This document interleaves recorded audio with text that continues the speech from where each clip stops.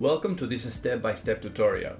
Here you will learn how to draw the human body from a three-quarter view. I chose this view because the majority of tutorials teach you how to draw a person from a front or profile view. My objective here is to draw a well-proportioned dummy. Teaching my students, I realize for beginners is much easier if we focus on creating a dummy instead of going for muscle groups when drawing a person. Newbies tend to focus on drawing perfectly the biceps or the pectoral muscles and forget about the big picture, a well-balanced proportion. As you can see in the image above, I placed 8 heads, one on top of each other. Those 8 heads will represent the ideal human body proportions.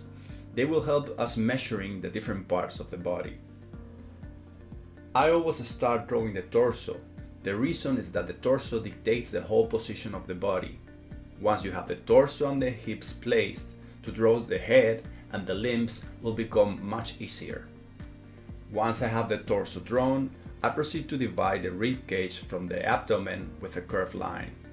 This curved line will cross the center of the torso and in its higher part will mark the end of the breastbone and the lower chest.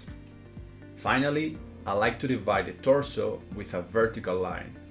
This line goes from the neck to the hips. It is very important because it will help us to understand where the division between both pectoral muscles will be placed and where the belly button will be also located. Drawing the hip will be the next step in our journey. I usually draw the hips and the crotch like if our dummy was wearing a short swimsuit or a male underwear. It simplifies the process creation and makes things easier to understand. Once I have the torso and the hips placed, I will move forward and start drawing my limbs. First of all will be the shoulders. I've seen many people drawing the shoulder like a couple of egg-shaped spheres. In my case, I do the same, but I also like to draw the top part of this inverted egg flatter. The reason is this allows to create a descending line that goes from the traps and continues to the deltoids. The result is much more natural and creates a more fluid body line. For the biceps and triceps area, I will draw a tube for each arm. This tube will become narrower on the bottom. Here will be connected to the elbow. The elbow will be situated at the same height of the floating ribs on the sides of the torso.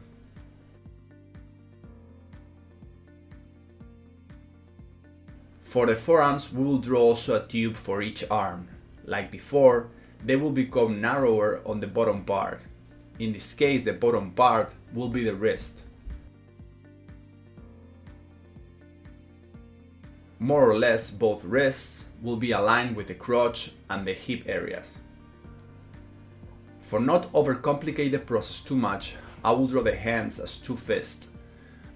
I will draw them quite schematically. For the fist placed frontally, we will draw a big irregular square for the palm. The fingers will be drawn as little rectangles.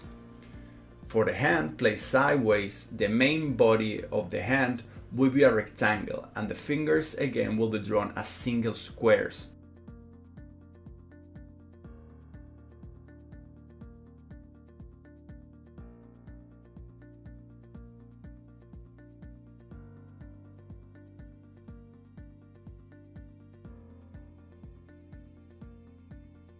The next chapter on our journey will be to draw the legs.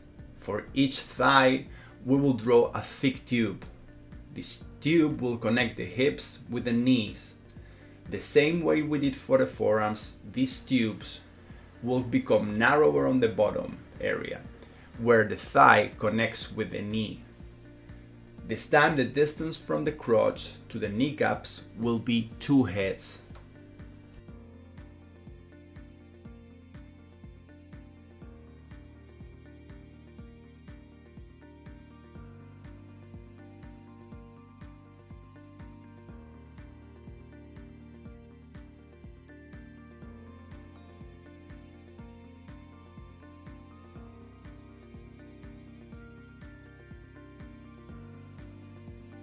Next step will be to draw the shin area, the calves, It's very important that you check the calves, how I'm drawing them. The exterior side, when watching the leg which is placed frontally, the exterior part of the calf has like a small bulge. Meanwhile, the interior side has a way bigger bulge that it goes way down. This is because the calves anatomically are divided in two parts. The bigger part is towards the inside of the leg, and it's bigger. Meanwhile, the smaller head of the calf protrudes outside from on the exterior side.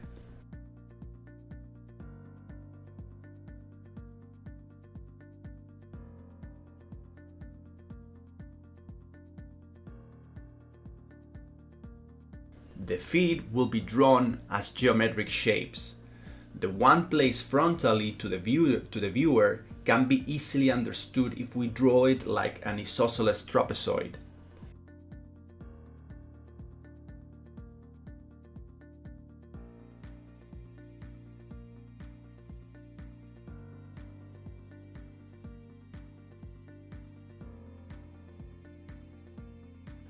In the case of the feet placed sideways, this one will be easily understood if we draw it like a scalene triangle. Remember, the interior side of the feet is more concave in shape, and the exterior side will be more convex. For the head, we will draw a sphere which will represent the cranium and the face. This sphere will be placed on top of the ellipse we drew for the neck. Under the sphere, we will draw a square. This square will be the jaw of our dummy. Once we have the head placed, we will connect it to the body, drawing the neck. We will draw a horizontal curve across the sphere. This curve will cross the middle of the sphere and will define where the eyebrows will be placed. Following this same line, we will draw the ears on the side of the sphere. Then we will divide the whole head with another vertical line. Remember, our head is in a 3/4 view, so both parts will have different sizes, as we did with the torso. Okay, so we are done drawing our dummy. Please continue watching the tutorial. In the next parts, I will show you how to gather references for creating your own mood board, and all this knowledge that I just give you here on how to draw your dummy, we will apply it on drawing our characters. Please practice over and over again how to draw a simple dummy. This will help you a lot in getting your proportions right. Anatomy is very important, but before drawing muscles, we need to understand proportions. So, with that being said, see you in the next lesson. Bye bye.